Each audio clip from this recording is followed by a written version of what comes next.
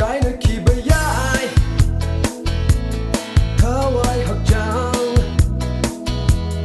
tiếng in nơi ngay mi cùng mà tăng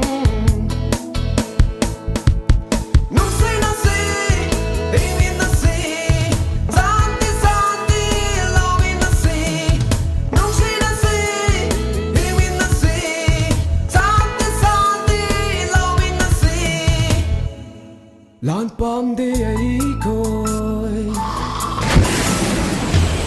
hiên min nào đó xí ấy coi quên na